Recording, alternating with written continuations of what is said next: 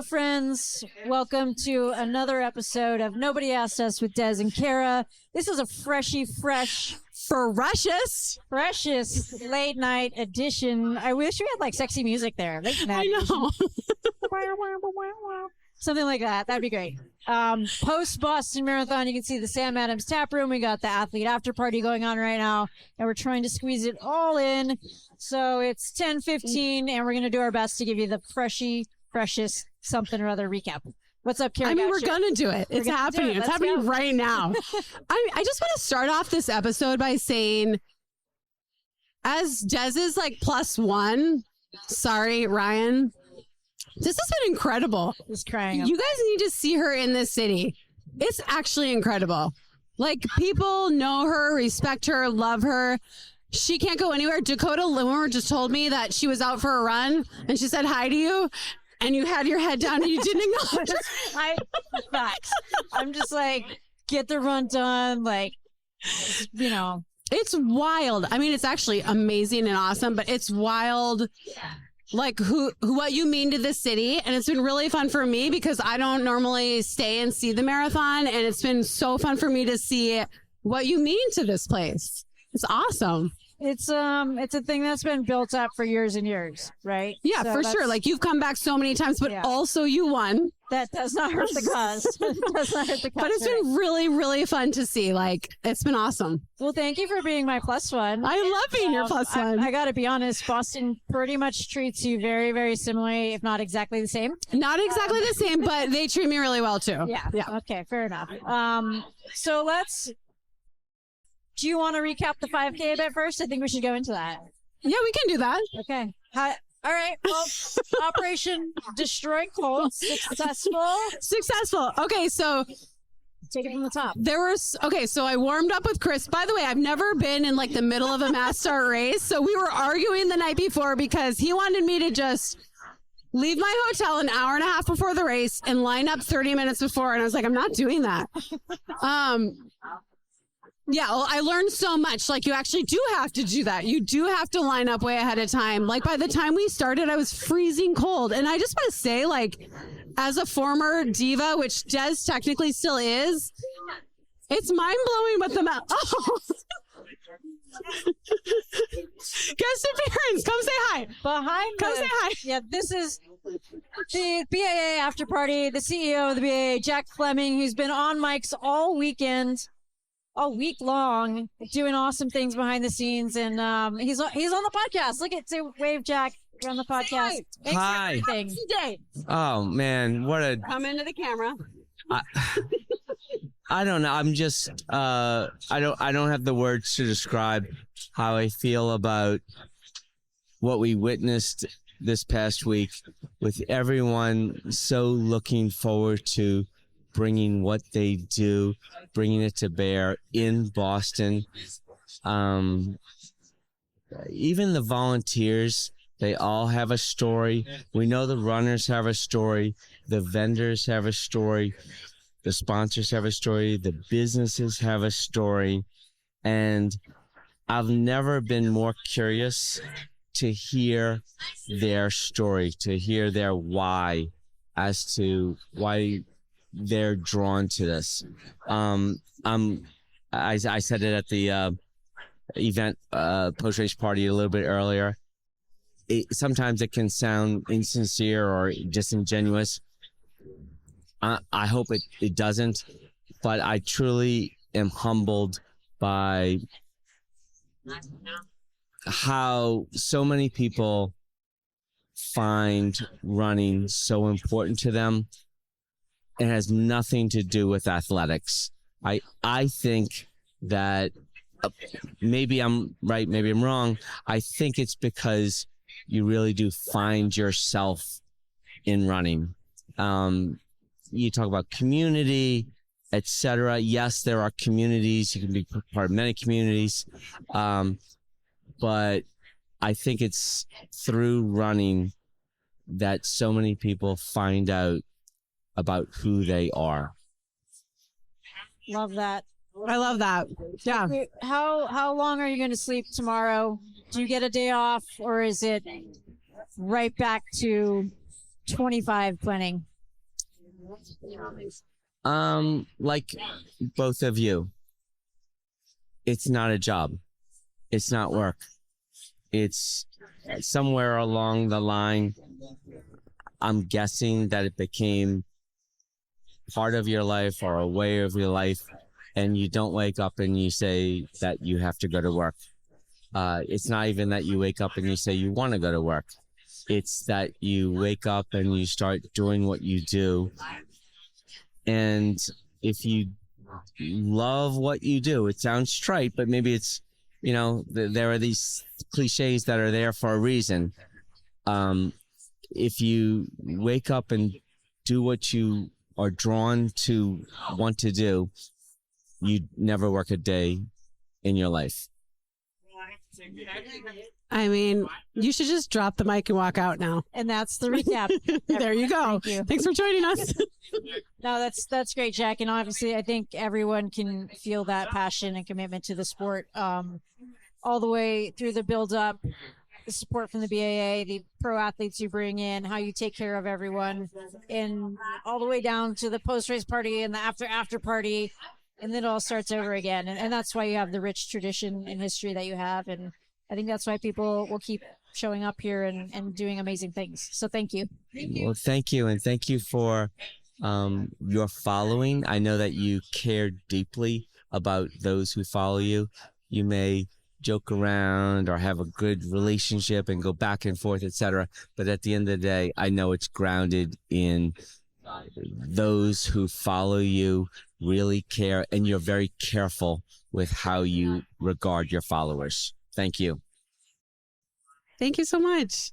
Thank you. Wow, Special guest. Best drop in. I know, right? How sincere. Okay, so actually I want to talk about something he just said, which relates to the 5K, which is just that we love running for different reasons. And running this 5K, I know it's like so insignificant in the scheme of life, but it has like literally given me like a purpose and like a, I don't know, I enjoyed it so much. So yeah, that was awesome what he just said, but it was a learning experience for me. Well, hold on. We've got to really dig into this mass start, because I did get a text from Chris afterwards, and he was like, Kara's first time in a mass start. A lot of, question marks around it and concerns from her end, but she managed really well. No, I didn't. Okay, I didn't. He's like, you just wear your whatever you're going to race in, just wear it over there. And I was like, but what about my sweats? I have to change my shoes. I'm going to wear my super shoes. Like, I can't warm up in them. So it all worked out okay. They had like a bag drop, which I've never done anything like that. And then we lined up, and then actually we met this really awesome woman who pulled us up towards the front. Nice, making friends in the right place. She was awesome. She just kept pushing through, and people were like so nice. They were like, "Oh my gosh, Carrie Goucher, move up!" Like they were so. They were like, "What are you doing?" I saw a lot of photos in the back of your head. yeah. But it was still wild because like the gun goes off or the horn or whatever, and then. Like, not everybody's there to run hard, right? So you think everyone's going to sprint off the line, but not everybody's doing that. Some people are like, they're going to walk or they're going to run 9-minute pace or whatever they're doing. Like they paid to be here just like everybody else. And so the first quarter mile was extremely stressful, Des. It was so stressful. I'm like weaving in and out of people, running up on people. And that's when the right hand turns were. And with my dystonia, hand turns are really hard because I don't feel my left foot plant. So I don't feel secure that I'm making the turn. And so we my first mile was 6:14, but like I lost like 30 seconds in the first 400, Okay, this is good information. This is good information when we get to the final time. Yeah, no, I was kind of panicked because I was running so hard the second half of the first mile that like my fingers were tingling, but I'm trying to like make up this time that I know I lost. So anyway, Chris was with me. We get through the mile. He's like, we're doing fine. And I'm like, no, we're not. We're behind. So anyway. This is every female with a male training partner is like, you're slow. Like, but we were slow. We actually were slow, right? We were 6:14. We need to be a 6:06 pace. Anyway, the next mile, pick it up a little bit. It was 6:05. I still haven't made up enough time. And now I'm like redlining it. Like I'm having that feeling like I might throw up.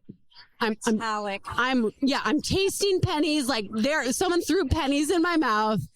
But I keep looking at my watch and I'm like, I'm running under 6-minute pace. Like if I keep this up, I will sneak under. Yeah. And so it was so fun. It was so hard. And then we got to like, I knew we had about a half mile to go, and I was like, you just have to hold your ass together for 3 minutes. Like, you can do this, And I'm running with some guy, and he's like, oh, I was racing your son the other day. He was at practice. And I'm like, I really want to talk to you, but like, I'm flat all out. Yeah, I'm all out. Anyway, all the pictures of me coming up the final stretch, I'm looking at my watch. But I knew I did it. I didn't know by how much. And it was so weirdly satisfying. And just to say, like, my Colt is awesome. He's such a trooper. He doesn't hate me. He doesn't, like, he was such a, he was sleeping when I ran, and I got a text from him that said, damn you. But then he was a total trooper, and it was so fun. It was so fun. That's awesome. I do have questions here. At what point did you drop Chris, and how was that conversation or lack thereof? Because I was watching the tracking, and I was like, she just got irritated and was like, no, fuck everyone, I'm out of here. I didn't get irritated. Okay. No, I tried to tuck behind him at one point, and he was like, are you okay? And I was like, yeah, I'm trying to use it as a wind block. Like, it was windy. And then, so I've run with people before that get like annoyed when I pass them. So I knew we were a little bit slow. Like, yeah. I knew we were a little bit slow. And then I just started to push. And at one point I looked over and saw that he was a little bit further back, but he didn't give me like any evil eye or anything like that. Yeah. And like, that's a teammate, right? Like, he's like, you go set you up, get it done. Yeah. Like, he got me through that first part. Like, listen, if Chris hadn't been there, my bib was wave 2, which is like 11-minute miles and slower, which there's nothing wrong with that. But like, Destroy Colt needed 606 miles. Without Chris, I'm not moving my way up. Without Chris, I'm not dropping my bag. Like, there's things that people can do for you, like, as you know, that don't happen in the moment. I'm dead serious. Like, I would have been a disaster without him. Complete disaster. I'm laughing because I feel like you saw Ryan in the lobby getting me like a bowl of dinner. I did see him in the lobby. You poor boy. Yeah. I'm like, I get it. I was upstairs in my robe. Yeah. It was great. Right. So Chris helped me so much. And then we finished, and he was happy for me. He wasn't like rude at all. He was pumped for me. And it was just, but this is the funny part. So we finished, and we're walking to get like our bag that we dropped, and everyone's like, did you do it? Did you destroy Colt? Did you Colt? Like, he's in the bag. What do you think's in the bag? And all these people are like, you did it. You destroyed Colt. And anyway, it was so fun and hard, though. I'm not going to act like it was easy. Like, I haven't run a sub 6-minute mile since 2019. Well, you were like, no, I can't do that, which is funny because once you get in a race, like, I'm like, yeah, you will. You can and you will. But I will say I saw photos of you, and it was like, she is sculpting. Locker. Like, she is making this thing happen. So it was awesome. It was super fun to watch. We're going to dig into the data. We'll dig into the data, which basically showed that I was dying. No, it actually showed the exact opposite. You're thriving because you like ran that last stretch in like 5:38 pace, which is like, you trended the right way. Which, by the way, isn't even your race pace, which is so respectful. Like, I respect you so much. Whatever. I did it for 200 meters. Okay. You did it for a marathon. But it was awesome. I appreciate all the support. I appreciate Colt for being such a trooper. I appreciate you guys for being invested. It was like literally so fulfilling. I know it's so cheesy, but it was like so fulfilling. People like really got invested in that. And I do feel like this is also cheesy, but like, anytime you can get people invested in your pursuit, like, that's how you create fans of the sport, right? And it's like, what's the story? What's the emotional attachment? Why should I care? Right. A lot of people following were like, I need to see how this shakes out. And it's not about Destroy Colt or whatever the time was. It was like, what's going to happen? I want to watch. Yeah. That's great. It was awesome. I've been a little gimpy in the days since. My dystonia is pretty bad right now. That's fine. I knew that would happen, right? It's totally worth it. Oh. Yeah. I'm already thinking, when am I going to do it next? Yeah, so totally worth it. You and Ryan had some things lined up. Yeah. I've been hitting Ryan up, Dez's husband, because Colt's going to go now and lower it. Of course. And then I want, like, when is my shot where I can try to match whatever he does. And yeah, I think I roped your husband into being like my warm up buddy and get me on the line, buddy. Yeah. Yeah. Chris is like, I'm out. You suck. You are so high maintenance. Yeah. No, literally, you're just just like looking for more blockers. Like, Ryan, you get out front. Chris, you tuck in. I want a 2-man and a I one-man. was just like, how do people PR like this? Like, we're gonna need an orbit. yeah, I'm just like, nobody be in my way, you know? But it was great. And I met a ton of cool people, like just waiting for the race to start. But literally it has humbled me because as an elite, we wear our warm-ups. We go to the start line just minutes before, toss our stuff aside. We were lined up over 20 minutes before, and we're getting cold, right? And we're like, it's just a very different experience and super humbling. And it made me like really respect what everyone else has to do. Oh, for sure. I think I know it's a whole different world. It's totally different. And I'm not. Goodbye, Allie feller. Allie on the run. We'll see you later. Allie's on the run. She's on the run. She's not coming back. Yeah. Yeah. I mean, I don't look forward to the day where I don't have You'll never have to have that day. Group 1. Here's my bag and my sweats at the start line. But it's very humbling, but really fun. Yeah. And it really makes you respect like what normal people do. They wait in line for the bus and they get on the bus, like today we saw all the people lining up for the bus, right? Like, anyway, it was awesome. And the everyday heroes are amazing. But I do definitely, this is the Freshy Fresh episode, by the way. That's the saddest beer I've ever seen Deslin and holding. Oh, I'll see if I can get a refill. I bet you if I wave it around. So this is Ryan, Des needs a refill.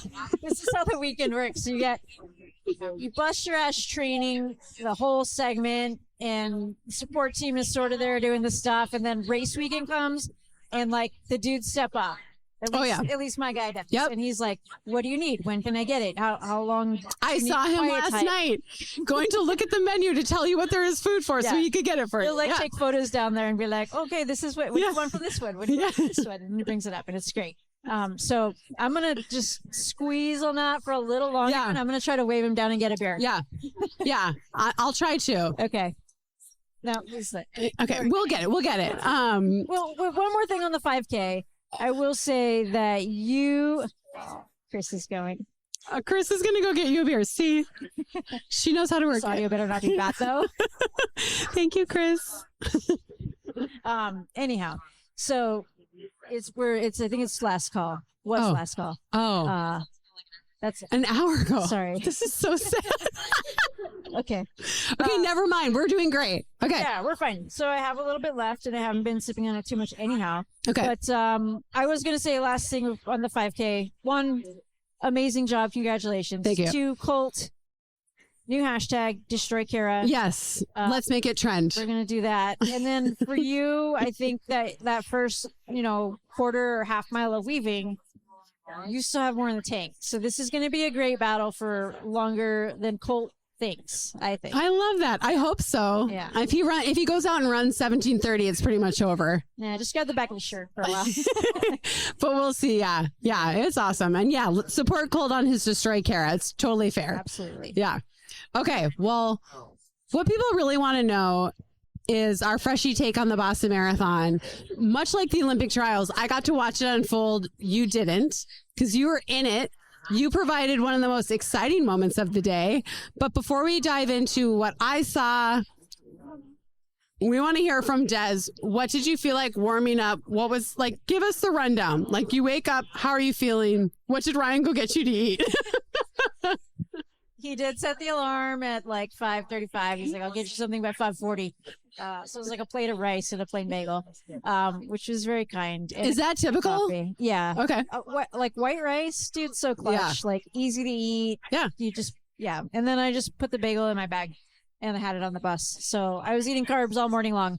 I think this year, because I was like kind of burnt out going in, I just didn't feel really any pressure or expectations, or like, it was just like, let's just go see what we can do. The training, I thought, went really well. Mm-hmm. So there was an excitement, but also I get to Boston and it's like Thursday night, have dinner, go to bed. And then Friday, I'm like event, all the way till, I did a Sunday morning 10:45 to like noonish event. And, you know, that's like everyone else is camped out in their room. They're getting ready for the tech meeting. Here's a total BTS story. I did the event for Bank of America. I came back and I was like, I got to start working on my bottles. So I'm going to skip the tech meeting. There's like a major no. And I was like, they're so like, everybody's in there. Like there's not like attendance. Right. And I was just like, I'm just not going to go. And I was like, is that okay, Josh? And he was like, yeah, it's fine. I'll just send you photos of all the information that's important. And I'm like, great. And so I was chatting with my coach later on in the evening, and I was like, yeah, I just skipped it. I was super tired. And he was like, yeah, Josh told us that it was good until they had all the past champions stand up. Oh God. And I was not there. So I had to figure out the timing on that and be like, I guess I was in the bathroom. I don't know. Yeah, weird. I mean, not that Mary Kate might listen to the pod, but Can I ask you something? Yeah. Before you won, when you came here, what were your commitments pre-race? Press conference. That was it, right? Maybe one Brooks event. So I don't think people understand, like, first of all, you're an introvert. Yeah. You like people, but you're introverted. Some people. And you did events all day long Friday, all the way, like, to our live pod, which ended at, like, we didn't get out of there till, like, 8:39-ish. Yeah. Then you were busy all day Saturday. I didn't know that you had a bunch of events yesterday. I think it's, like, hard for people to understand the energy that takes. And I mean, like, I was worried about you last year because you were doing your book tour, Yeah. and even though you enjoy it, that stuff doesn't necessarily give you energy. It takes energy, right?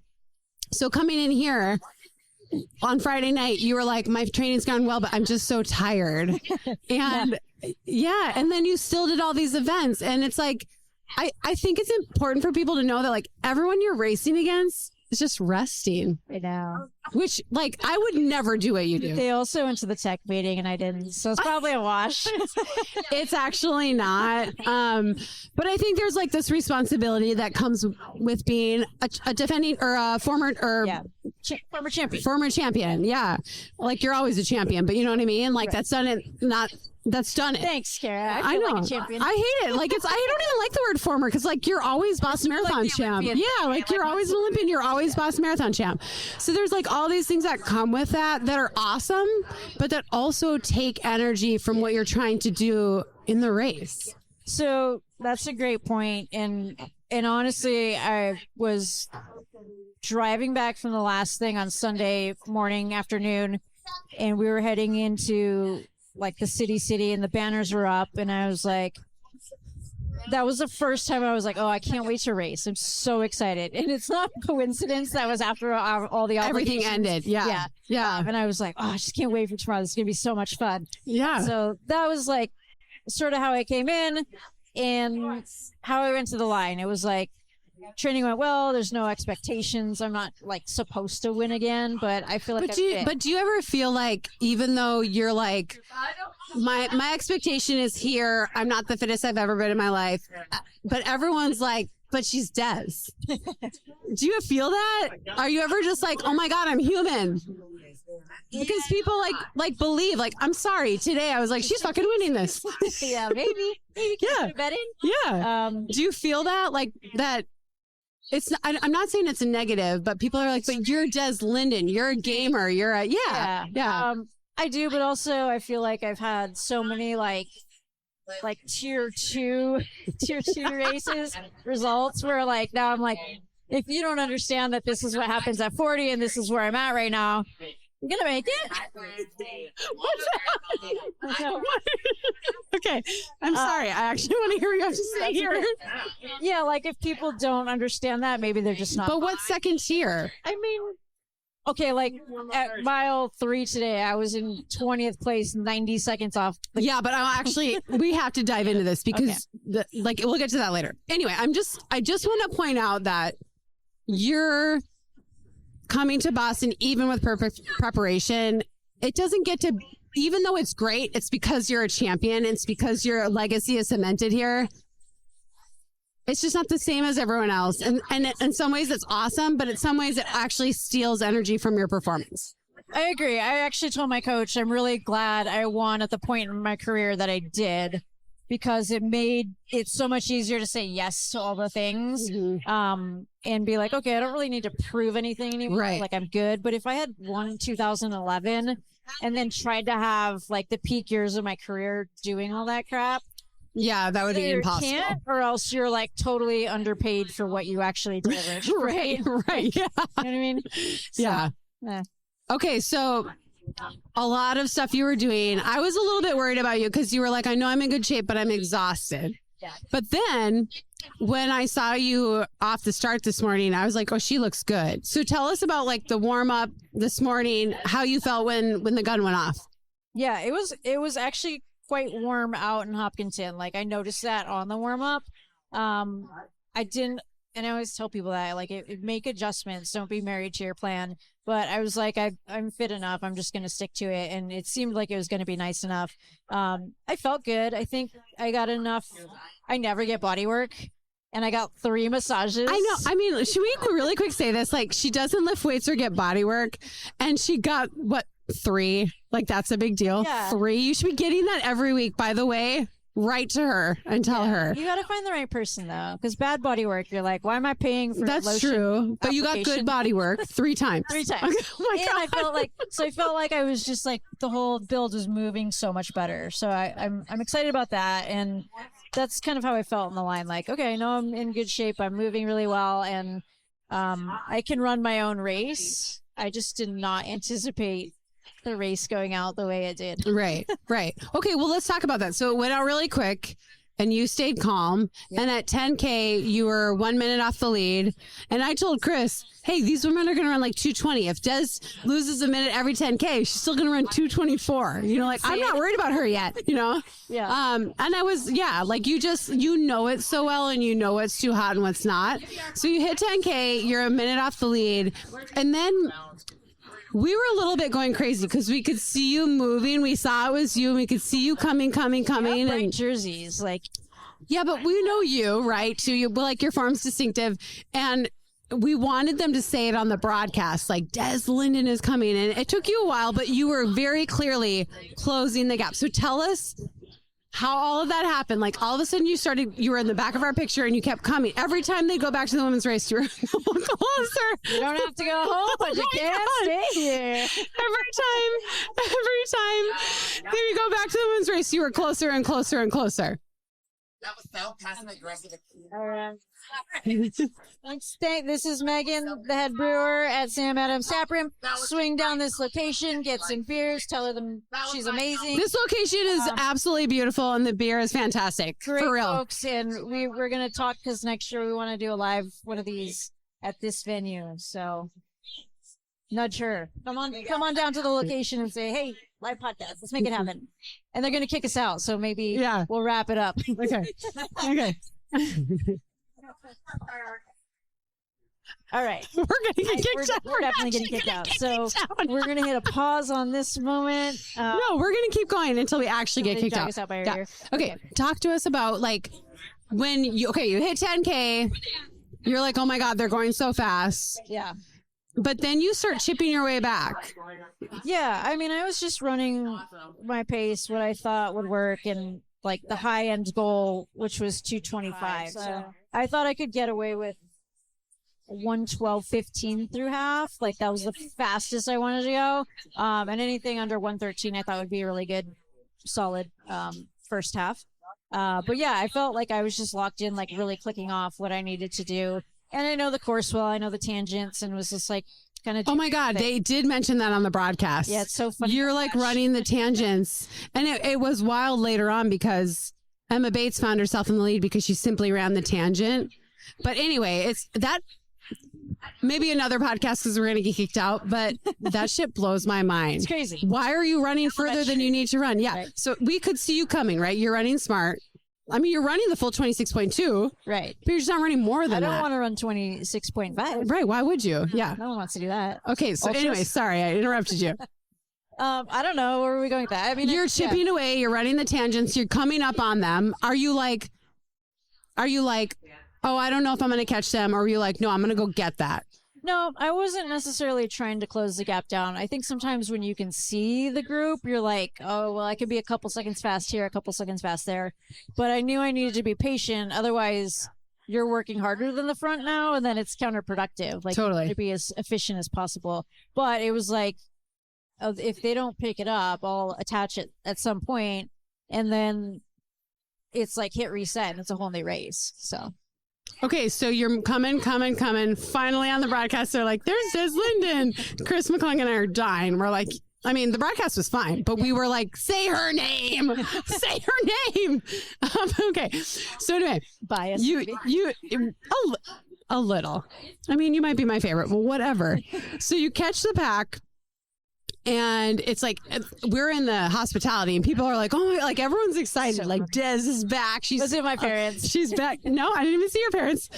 You're back on the pack. And then you're there for a little bit. And then at one point you kind of go ahead, and I have to tell you, I'm not going to name names because I've already told you who. But when you moved ahead, multiple extremely talented women looked over and you could see they were like, oh my God, Des is here. It was so amazing. Yeah. Like you were just like, hi, I still in this. What's up, bitches? Yes. What's up? It was so awesome. So when you get there, what are you thinking? Well, it was definitely decision making. Like, do you tuck in and kind of regroup? Because it did feel like once I got close enough, I started working a little bit harder just to close the gap. Just to close it, yeah. So I was like, well, I'll take a beat to regroup, and then if it doesn't pick up, like, what's the point of being in the pack but not running the pace? Like, I felt like it was too slow when it blew up. It was going to go bananas. Like when someone decided to make that move. So. I was like, I'm going to give it a second, kind of regroup, and then go to the front if I need to and try to shake things up. If not for myself, which I'm not trying to win the race at that point. It's just like, how can I create objectives later in the race? Like if they're all running pretty slow, it's going to be really hard for people to blow up. Right. It doesn't happen. So I'm going to go and just push a little bit. And I went up to the front and I talked to Emma Bates, like really briefly. And I was just like, is 5:30s okay? Like that's kind of what I wanted to run. And I didn't want to screw up her plan. I was like, tuck in if you want, whatever. And she was just like, yeah, it's good. And then like, no, there was like a little, like no one was really interested in it. It was right. Funny. I'm like, but I think there was a couple steps later, people were like, oh, we have to get moving. You lit a fire. Yeah. I mean, that's the objective. Exciting.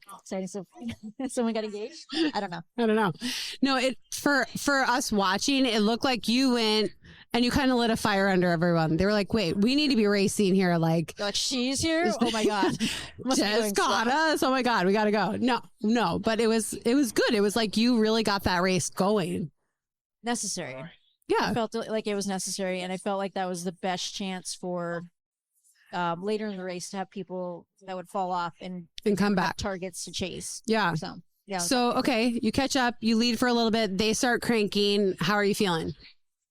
I felt pretty good for the middle sections, I think, and was taking fluids fine and doing all the right things, and then I think probably too soon, earlier than should be happening, I started cramping. Not cramping, but like before right after the right hand turn in the fire station, it was like noticing little twinges that were, like this is going to become problematic. Yeah. And just being mindful of that so that I could make smart decisions so I could get to the finish line. I think that's important to talk about because like you were purposely starting to become a little bit more conservative, and that's like part of like knowing how to race. Like you could have just kept hammering away and maybe not finished, right? But instead you were like, ooh, I'm feeling this, I'm feeling that. I need to shut things down a tiny bit. I just think that's a good lesson for everybody. Like sometimes you can't just force it to happen. Right. But it also had to be frustrating because your training went so well. Yeah. I mean, it's a mixed bag because you go like, maybe I wasn't as fit as I thought and I just went out too hard. No. I don't think that at 18 or so that normally happened. I guess it was 17. Like that doesn't typically happen. So it was unusual, and it was like very symmetrical. Like, okay, this is not like in like bad posture or something right into this, but yeah. I have to say, like, just visually watching you looked really good. That was the body work. I had 3 massages. 3. I mean, Jess, I get body work once a week and I don't even run anymore. But like you looked really good. And even later in the race when you had fallen back you hadn't even fallen back. They just increased. You still looked good. Like I was like, you have another good marathon in you yet. But I know you're a fan. I'm actually going to talk to the fans right now. Okay. And the race directors. I know that we love Des Linden. I love her. I can't get enough of her. But we need to let her go to a race where she gets to put her fucking feet up and rest like everybody else. Because I think there's only so many times you can hit it out of the park. Like we both know that. And we also know like you age and whatever. Like that's a reality. But the way you looked I just feel like you have one more pretty darn good. I mean, today was really good. You ran 2:28, which by the way, I know you're like, and I'm like, oh my God, that is so good. I can't even believe you can do that. But I feel like there's something a little bit more special in you. And this is my message to the fans. I get it. I know you're jealous of me because I get to hang out with her. Trust me, I get it. But like, let's let her have some peace so she can run the race that she's like truly capable of. But anyway, back to the race. Okay. So, you're feeling that you're a veteran. You're like consciously shutting things down and conserving. Just talk to us about like the last 10K. Like, what was it like? It was a mixed bag. I felt like the first section where I was by myself, I was just like, I don't know why I keep doing these. Like, I'm going to run for 26.2 miles completely alone. Like, I could just do a training run at home. And then I caught back to the group and I was like, oh yeah, this feels amazing. I feel like I'm competing. And then late in the race, it was like, I'm out of it, but I'm excited to be here and, to be competing. And I know that these are so limited that I just want to run as hard as I can without like fully cramping. And appreciate this last 10K for the crowds, for the fact that I get to do this, and the fact that there's only a few more left. I don't know what that number is, but like the reality is you don't get to do this forever. And so it was just embracing that and having fun. Did you have fun running down Boylston? That was the best. It was so fun. It was so cool watching you. It was really cool. Yeah. It was really fun seeing. And you look so strong and you look so fluid and you look like the girl that I used to race against. Love that. It was awesome. I'm glad that it was really good. The part. You nailed the part. Absolutely. Well, okay, it seems awesome. Like we're getting kicked out here. It was awesome. This is the Freshy Fresh. We're going to have to go into the deep thoughts later, but yeah, I think that's a good quick recap and not even that quick. So, but we need to really quick do the underbird of the performance. Right? Okay, so Wazelle has been here supporting me over this weekend. They've supported me for a long time. Obviously, they support the pod. And even though we're getting kicked out of here, we're going to do the Underbird Performance of the Week. One performance. This is for Wazelle. By the way, you can go to the website, wazelle.com, use nobody10 and get a discount. Okay, I have to shout out because I love them. We have to decide on one performance. Our producer is telling us. Throw my name into the hat. Yeah, of course you can. All right, I'm going to say Edna Kiplagat. Okay. For all the reasons that are so obvious that she shouldn't be an underbird. For some reason, she is.